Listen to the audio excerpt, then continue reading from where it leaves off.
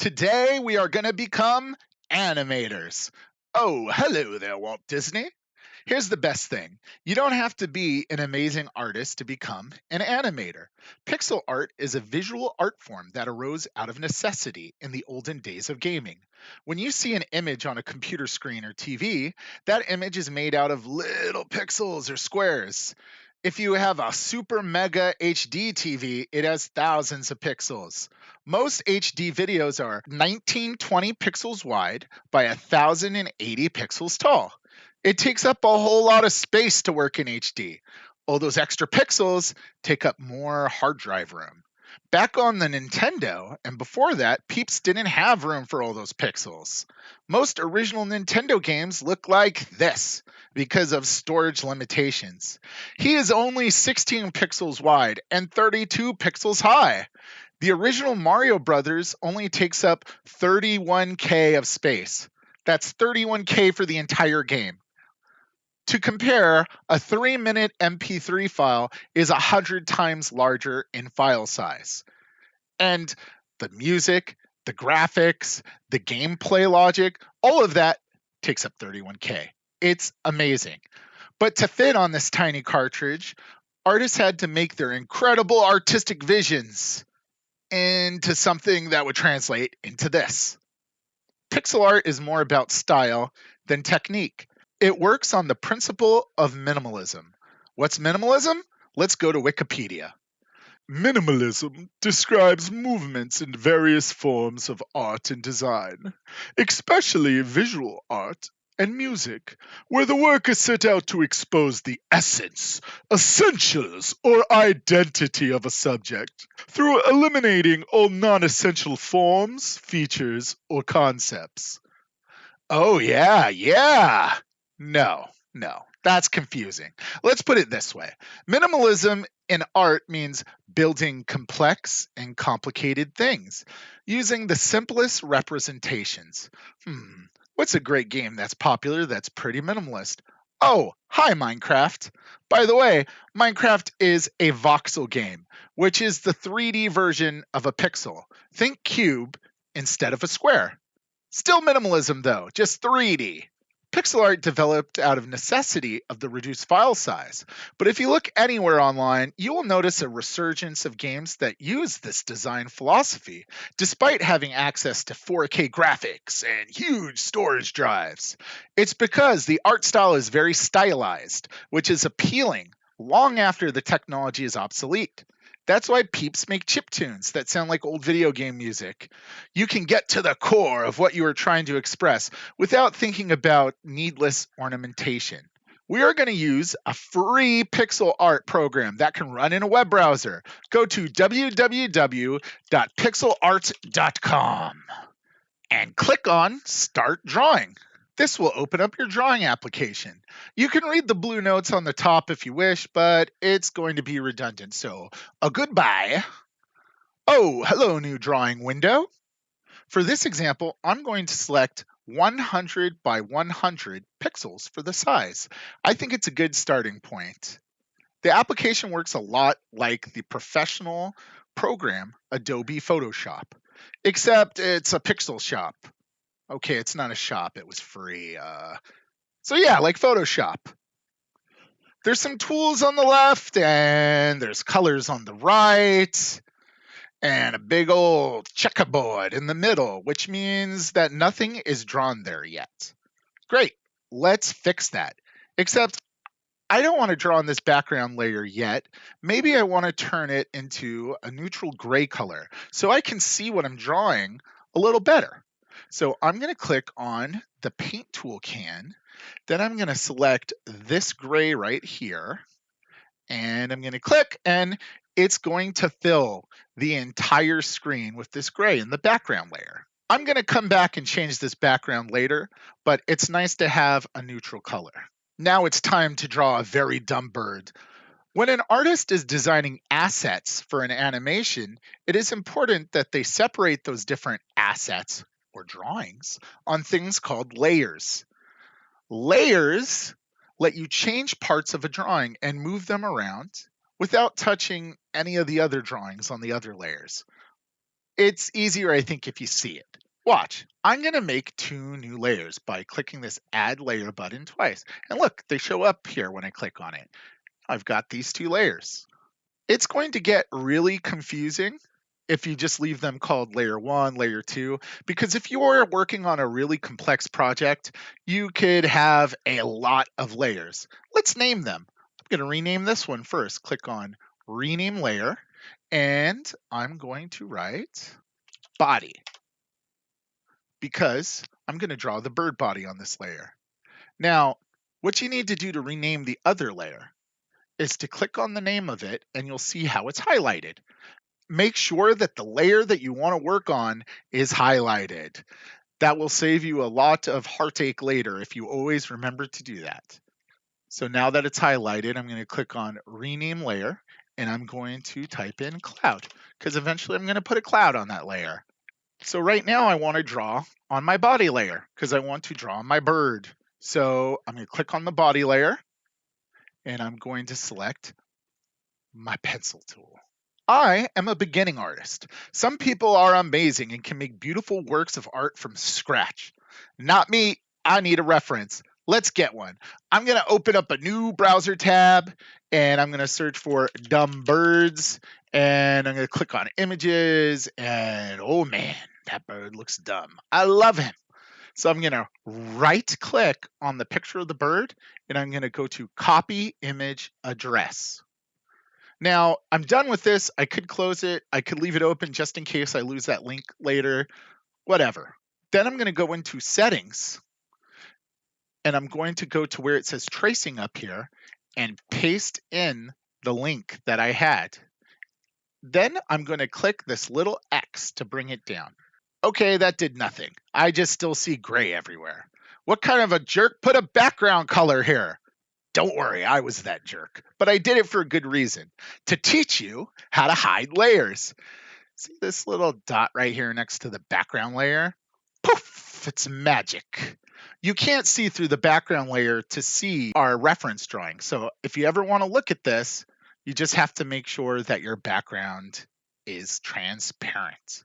You can do this to any of the layers, by the way. If the dot is empty inside, that means you can't see it right now. Oh, goodness, I love me some dumb birds. Now I'm going to trace over the general outline of the bird. I'll do this with the pencil tool. If I was a huge smarty pants, I would just press the P button on my keyboard, and some magical gnomes inside of your Chromebook will push the pencil tool button for you. So efficient. I can zoom in by pressing these buttons. And then when I'm zoomed in, I can drag this little box around, and it will show the different zoomed in portions of the screen. Still not enough space? Well, stop being greedy. You can click on this little monitor up here and it'll make it full screen. And to exit, you can click on it again or press the escape button. Easy peasy. Okay, I'm ready to draw my bird. Here we go. Hello? It's not working. Wait a minute. Look over here. I've been messing up. I've been drawing the background layer. Look at this. Look at this mess. I'm going to have to undo a bunch of times. Oh, that was one too many times. Oh, there we go. Now I know what I'm going to do is press on body. So, oh, look at this. Beautiful. Remember, it doesn't have to be 100% accurate. You are trying to get the general shape. I did that all in one stroke without letting go. That is not always the best idea. I'm just used to drawing with the mouse. Some people like it better if they do the drawing over several strokes. That way, if they mess up, they can press undo and they have to redraw less of it. It's hard to tell if it's looking right. So why don't I retoggle that background? Hey, that's a pretty good silhouette of the bird. I might want to make it a little different. Maybe I want to clean this part up here. And I'm going to use the eraser tool because that lets you erase any pixels on that layer. And I'm going to make it connect here. And I think that looks even better. I'm going to draw some of these inner shape lines just so I can kind of get an idea of where his wings are. Now it's time that I want to add some feet. So I'm going to add a new layer. I'm going to rename it. If I wanted to move the left foot and the right foot independently, I'd put them on separate layers, but I don't care about that. I'm just going to have them be feet. I'm going to go ahead and draw on the feet layer, and I'm going to draw it into the body so I have room to move it around. You want to make sure that it overlaps and goes inside, even though it looks funky now. Another way to see what it looks like without seeing the reference image is to press the space bar, and you can kind of see what it looks like. There's a problem though. I don't like seeing the top of his foot on the outside of his body. That's not what it looks like. So what I'm going to do is see how feet is on the top? That means it's closest to us if we were looking at it as a camera would. I want to bring it down. So I'm going to push move layer down, and now it's below the body, so it's going to be behind it. The reason why we can still see the top of it is because there's no color information here. So let's fix that. I'm going to select my body layer, and I'm going to, I don't know, I'm going to take this color, I'm going to change it a little bit. I'm going to maybe make it like this kind of a color for now. I'm going to totally change it later maybe, but just something to give me an idea. I'm going to go to the bucket tool, and I'm going to start putting in parts for him. Oh, hey, now I can see, and look, his foot is now behind his body now that we have information there in the pixels. I'm going to go finish this drawing of him, and I'm going to speed up the process. See you in a second. I'm going to unpause here for a second because there's another tool I'd like to show you. If you want to reuse a color again, you could press the V key to have the gnomes work for you, or you can just click here, and wherever you click, the color will turn into that color. Okay, back to drawing.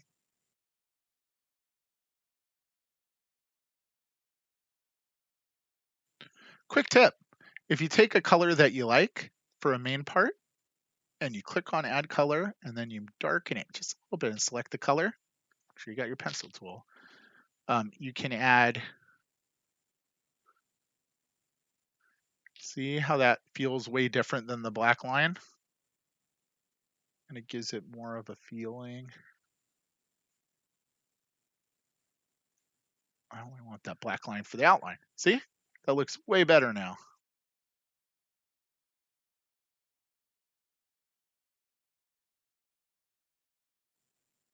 Okay, we're done. Even after warning you all those times, I still painted the feet on the body layer, and I had to fix it. What I did was I just went ahead and set, what I did to fix it was I just went to the feet layer and drew over what I already drew on the body layer, and then I went into the body layer and erased it.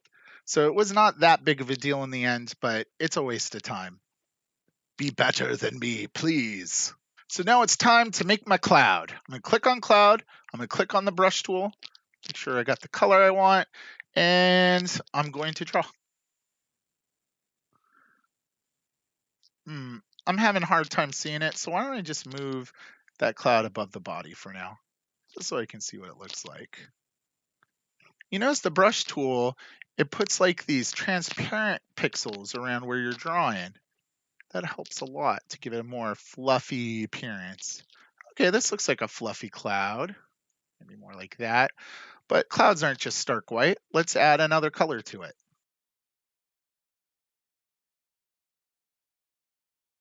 There we go. That looks kind of cloudy. But clouds aren't solid. We need to make this transparent, a little bit at least. So I'm going to go over here to the opacity, and I'm going to turn it down until it looks cloud-like. Beautiful.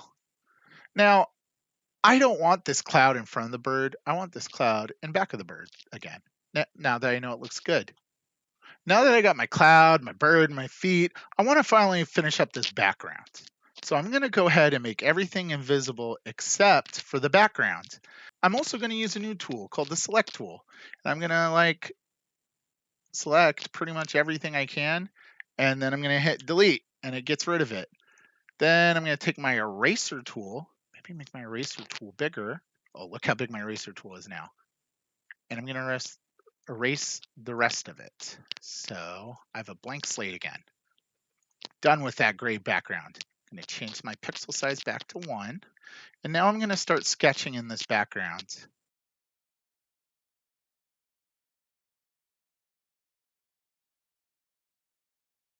Okay, there's another tool to check out now. To start with, I'm going to make another layer. I'm going to rename it and call it Sky. And I'm going to go ahead and see what it looks like. Go ahead and play around with it, but it makes it a lot nicer when it's not just a solid color. That's about as good as I'm going to get it. It's time to animate. This is going to use frame animation. Just like a flip book works on paper, this is the same concept, except it's a lot easier. Let's start simply by moving all our layers to where we want them to be using the Move tool, or you could click M. Look, I can select his feet, move it around. But don't move it too far. I'm gonna move it right there. For this, I think the easiest way to animate it is if I make him bounce up and down on his feet and keep his feet stationary.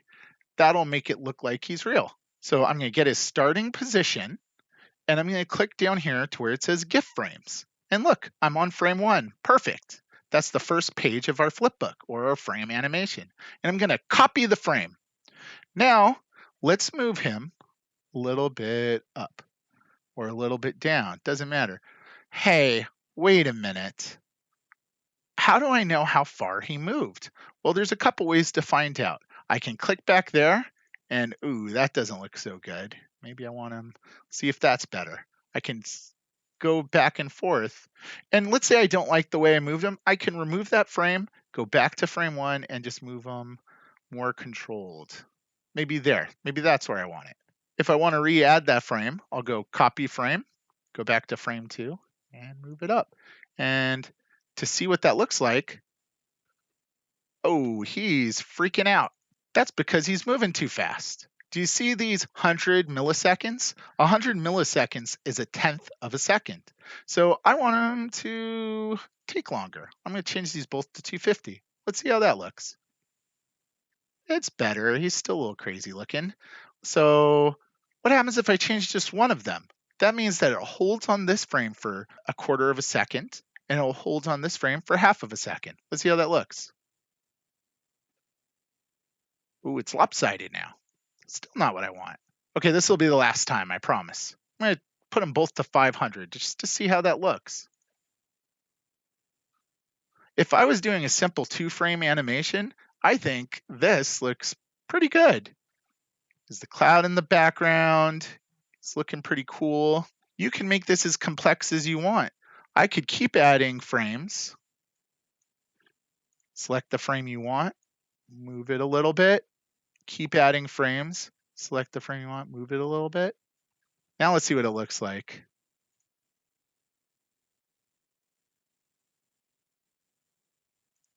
Maybe it'd look better if they were faster now that there's more of them.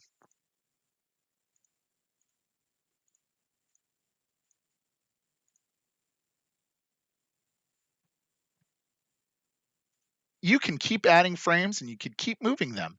There's a tool that will show you where your last frame was, however, if you don't want to keep doing where you click back and forth.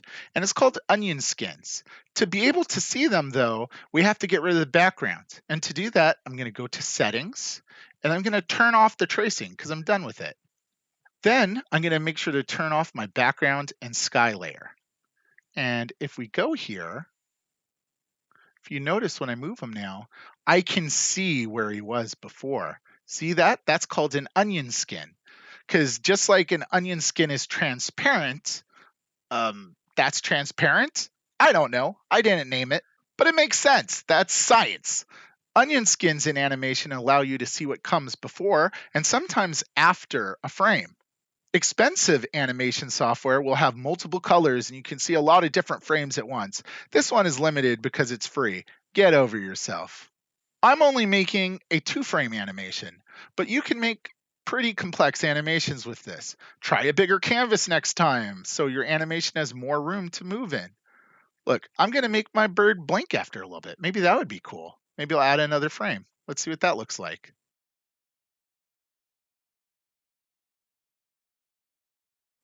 Okay, I made him blink. Let's take a look at it.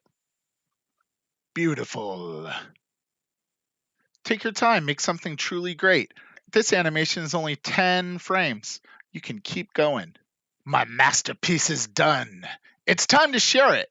First, I want to save this in a format that I can edit later. You never know when you might want to reuse something. Click on File, and then click on Save as Pixel. Type a descriptive name.